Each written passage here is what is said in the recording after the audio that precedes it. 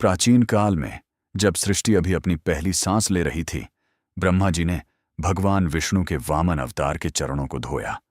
उस पवित्र चरणामृत से ब्रह्मा के कमंडल में एक दिव्य शक्ति प्रकट हुई, एक सुंदर युवती के रूप में, जिसका नाम गंगा पड़ा। गंगा ब्रह्मा की मानस पुत्री बनी, स्वर्ग की मंदाकिनी नदी के रूप में निवास करने लगी। कुछ कथाओं में वे हिमवान और मेनका की पुत्री बताई जाती हैं, जिससे वे पार्वती की बड़ी बहन हुईं। लेकिन उनका स्वरूप हमेशा पवित्र जल का रहा, पापों को धोने वाली, मोक्ष देने वाली। गंगा स्वर्ग में ब्रह्मा के पास रहती थीं, लेकिन उनका भाग्य धरती से जुड़ा था। एक बार एक श्राप की छाया पड़ी, कुछ पुराणों में सरस्वती से विवाद, कुछ में अन्य कारण, लेकिन मुख्य कथा राजा सगर से जुड़ी है। राजा सगर इक्ष्वाकु वंश के महान शासक थे। उन्होंने अश्वमेध यज्ञ किया। यज्ञ का घोड़ा इंद्र ने चुरा लिया। सगर के 60,000 पुत्र घोड़े की खोज में निकले। वे पाताल लोक पहुंचे, जहां महर्षि कपिल गहन ध्यान में लीन थे। घोड़े को उनके आश्रम में देखकर पुत्रों ने क्रोध में उन्हें अपमानित किया। यह चोर है कहकर उन्होंने कपिल पर हमला करने की कोशिश की। क्रोधित कपिल ने अपनी योगाग्नि से उन्हें भस्म कर दिया। 60,000 पुत्र राख हो गए। उनकी आत्माएं भटकने लगीं, मोक्ष नहीं मिल रहा था। सगर का वंश आगे बढ़ा, लेकिन पूर्वजों की राख धुलने का कोई उपाय नहीं। पीढ़ियां बीतीं। अंत में भगीरथ आए, दिलीप के पुत्र, सगर के परपोते। भगीरथ ने सुना अपनी कुल की दुखद कथा। उनका हृदय दया और कर्तव्य से भर गया। मेरे पूर्वजों को मोक्ष मिलना चाहिए। केवल गंगा का पवित्र जल ही उनकी राख धो सकता है और उन्हें स्वर्ग पहुंचा सकता है। भगीरथ ने राजपाट त्याग दिया। हिमालय की कंदराओं में जाकर कठोर तप शुरू किया। एक पैर पर खड़े होकर वर्षों तक सूर्य की किरणों में झुलसे, वर्षा में भीगे, वायु को ही भोजन बनाया। उनका शरीर कंकाल सा हो गया, लेकिन संकल्प अटल रहा। तप से प्रसन्न होकर ब्रह्मा प्रकट हुए। वर मांगो भगीरथ। भगीरथ ने हाथ जोड़े, प्रभु गंगा को धरती पर उतारें, मेरे पूर्वजों की राख धुलें, उन्हें मोक्ष मिले। ब्रह्मा मुस्कुराए, लेकिन चेतावनी दी, गंगा का वेग प्रचंड है, पृथ्वी इसे सहन नहीं कर पाएगी। उनका भार और तेज केवल महादेव शिव ही संभाल सकते हैं। पहले शिव का अनुग्रह प्राप्त करो। भगीरथ ने अब शिव की आराधना की। कैलाश की ओर मुड़कर, हे महादेव, गंगा को धारण करने की कृपा करें। वर्षों की तपस्या से शिव प्रसन्न हुए। ठीक है पुत्र, मैं गंगा को अपनी जटाओं में संभालूंगा। स्वर्ग में गंगा ने यह सुना। उनका मन अहंकार से भर गया। मैं स्वर्ग की देवी हूं, धरती पर कैसे जाऊं? शिव मुझे कैसे रोकेंगे? लेकिन भाग्य लिखा था। ब्रह्मा ने कमंडल से गंगा को छोड़ा। गंगा धरती की ओर झुकी। उनका वेग इतना तेज कि आकाश फट गया, पृथ्वी कांप उठी। तब शिव ने अपनी जटाएं फैलाईं। गंगा उनकी जटाओं में गिर पड़ी। शिव ने उन्हें धीरे धीरे बहने दिया, पहले तेज धारा, फिर शांत प्रवाह। गंगा शिव की जटाओं से निकली, हिमालय की बर्फीली चोटियों से बहकर नीचे आईं। इसलिए वे शिव की पुत्री भी कहलाती हैं। भगीरथ आगे आगे चले, गंगा उनके पीछे बहती रहीं। लेकिन रास्ते में आशी झुनु का आश्रम आया। गंगा ने उनके यज्ञ को बहा दिया। क्रोधित जड़नु ने गंगा को पी लिया। भगीरथ ने प्रार्थना की। जहनु ने गंगा को अपने कान से निकाला, इसलिए गंगा जाह्नवी कहलाईं। अंत में गंगा कपिल के आश्रम पहुंची। सगर के पुत्रों की राख पर बहकर उन्हें मोक्ष दिया। वे स्वर्ग लोक पहुंचे। भगीरथ को भी गंगा ने आशीर्वाद दिया। गंगा धरती पर बहने लगी। भगीरथी नाम से जानी गईं, पापहारिणी, जीवनदायिनी, मोक्षदायिनी। लेकिन गंगा की कथा यहीं समाप्त नहीं होती। धरती पर आने के बाद उनका एक और महत्वपूर्ण अध्याय जुड़ा राजा शांतनु से। उनका विवाह और 8 पुत्रों की रहस्यमयी कथा। गंगा धरती पर बहने लगी। भगीरथी नाम से जानी गईं, पापहारिणी, जीवनदायिनी, मोक्षदायिनी। उनका जल इतना पवित्र था कि सगर के 60,000 पुत्रों की राख धुल गई। उनकी आत्माएं स्वर्ग पहुंची। भगीरथ को भी मोक्ष मिला। गंगा अब धरती की जीवन रेखा बन गई। हिमालय से निकलकर मैदानों में बहती, गांवों शहरों को सींचती, पापों को धोती। लेकिन उनकी दिव्य कथा अभी अधूरी थी। एक नया अध्याय जुड़ा मानव राजा शांतनु से, उनका प्रेम और विवाह। यह कथा महाभारत से जुड़ी है। एक बार स्वर्ग में घटना हुई।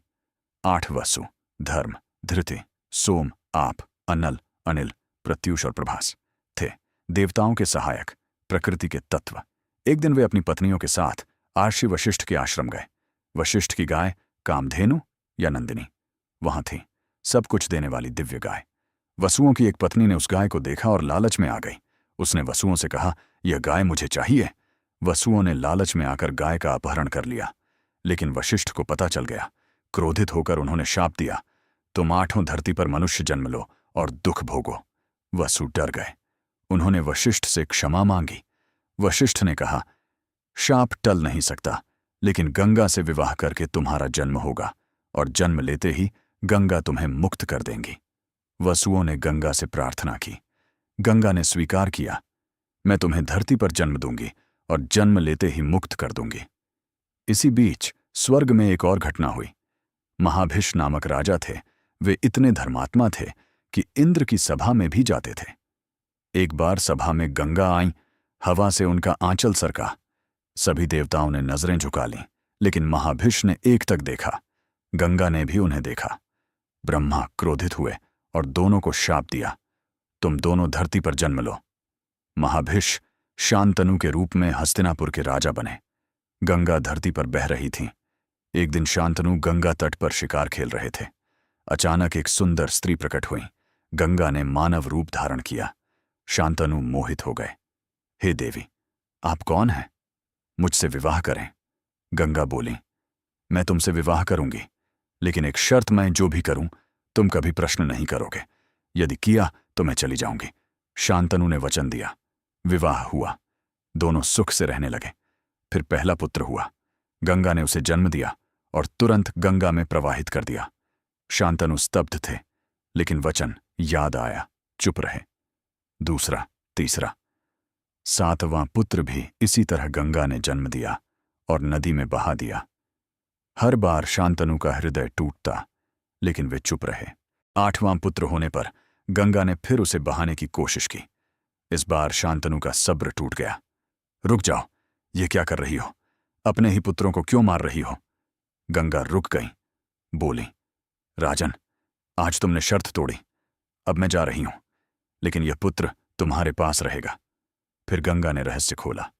ये 8 वसु थे। वशिष्ठ के शाप से धरती पर आए। मैंने उन्हें जन्म देकर मुक्त किया। पहले 7 मुक्त हो चुके। ये 8वां प्रभास अभी शाप से पूरी तरह मुक्त नहीं हुआ, इसलिए मैं इसे ले जा रही थी, लेकिन अब तुमने रोक लिया तो यह तुम्हारा पुत्र रहेगा। गंगा ने पुत्र को गोद में लिया। इसका नाम देवव्रत होगा। मैं इसे शिक्षा दूंगी, युद्ध कला, वेद, नीति, फिर लौटा दूंगी। गंगा देवव्रत को लेकर चली गई। वर्षों बीते। देवव्रत महान योद्धा, विद्वान बन गया। एक दिन गंगा उसे शांतनु के पास लाईं। यह तुम्हारा पुत्र है, इसे सौंप रही हूं। शांतनु आनंदित हुए। देवव्रत को गले लगाया, लेकिन गंगा ने अंतिम वचन दिया, यह बालक अमर होगा। जब तक न चाहे तब तक मृत्यु नहीं आएगी। देवव्रत हस्तिनापुर का युवराज बना, लेकिन कहानी अभी अधूरी थी। शांतनु को फिर प्रेम हुआ, सत्यवती से। सत्यवती के पिता ने शर्त रखी, उसके पुत्र राजा होंगे। शांतनु असमर्थ थे। देवव्रत ने पिता की खुशी के लिए भीषण प्रतिज्ञा की, मैं कभी विवाह नहीं करूंगा, मेरा पुत्र राजा नहीं बनेगा। इसीलिए उनका नाम भीष्म पड़ा, भीषण प्रतिज्ञा वाला। गंगा ने दूर से देखा और आशीर्वाद दिया। भीष्म महाभारत के महान पात्र बने, धर्म के रक्षक, योद्धा। गंगा की यह कथा त्याग, प्रेम, शाप मुक्ति और मातृत्व की है। वे मां बनी, लेकिन मुक्ति भी दी। गंगा धरती पर बहने लगी। भगीरथी नाम से जानी गई, पापहारिणी, जीवनदायिनी, मोक्षदायिनी। उनका जल इतना पवित्र है कि एक बूंद भी पापों को धो देती है। पुराणों में गंगा को त्रिपथगा कहा गया है। वे स्वर्ग, मंदाकिनी, पृथ्वी, भगीरथी और पाताल, भोगवती में बहती हैं। देवी भागवत पुराण, विष्णु पुराण, पद्म पुराण और महाभारत में उनकी महिमा वर्णित है। गंगा स्नान से सभी पाप नष्ट हो जाते हैं और अंत समय में गंगा तट पर प्राण त्यागने से सीधा मोक्ष मिलता है। गंगा की महिमा पाप नाशिनी। गंगा गंगेति यो ब्रूयात योजना नाम शतैर्पे मुच्यते सर्व पापेभ्यो विष्णुलोकम स गच्छति। अर्थात कोसों दूर बैठे यदि कोई गंगा गंगा कहे तो भी पाप मुक्त होकर विष्णु लोक जाता है। मोक्षदायिनी गंगा में अस्थि विसर्जन से पूर्वजों को तृप्ति मिलती है।